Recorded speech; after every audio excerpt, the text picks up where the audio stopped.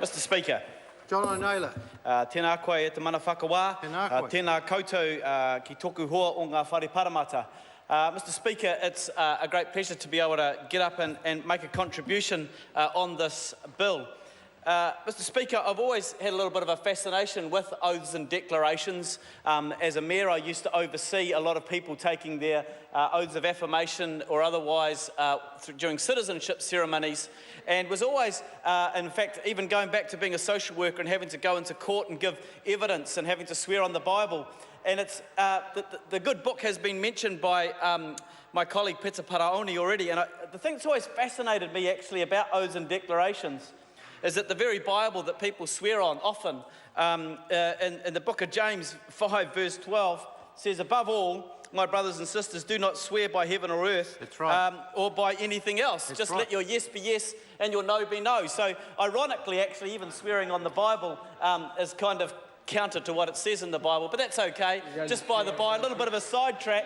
And I'm sure we can have the theological debate about the rights or wrongs of that argument afterwards. But, Mr Speaker, there's always been views about oaths and declarations and the various aspects of that and what is appropriate and what is not appropriate when making those oaths. But, Mr Speaker, when I first heard of this idea, and I thought perhaps this has some merit, because there is no doubt that the Treaty of Waitangi actually has a very, very special and significant place in New Zealand's history. Mr Speaker, no one is doubting that. No one is doubting that actually it was significant, that actually it is important that we take cognizance of it. And as the Minister of Treaty Negotiations has said already this evening, he's spent a good part of his time here in that role actually settling some of those grievances that are around the Treaty of Waitangi. So absolutely, is this government committed to the Treaty of Waitangi? Yes. Is it committed to settling grievances around it? Yes, it is. Is it committed to ensuring that our laws and our statutes reflect aspects of the Treaty of Waitangi? Then absolutely.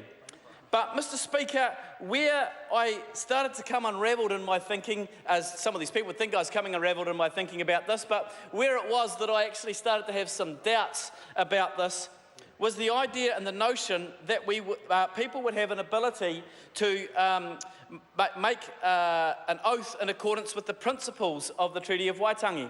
Now, with all due respect to the Minister of Treaty Negotiations and the Auditor General, who obviously has a very clear understanding of the principles, but actually there's a lot of people who don't. And in fact, I was one of those people, and probably still am, one of those people to a certain degree. In the year of 1995, I took probably what was my most interesting ever university paper. It was 52.55, something in the title referred to the Treaty of Waitangi, and it was taken by Sir Mason Jury, who was the best lecturer I ever had. Now, I had to do a very concise assignment one day on the principles of the Treaty of Waitangi.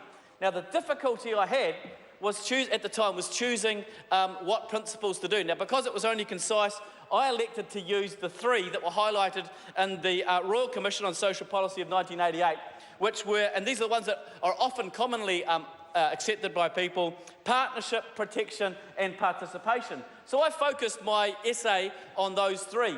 Well, I got a C+, and not by Sir Mason Jury, by the guy that was the tutor for that paper.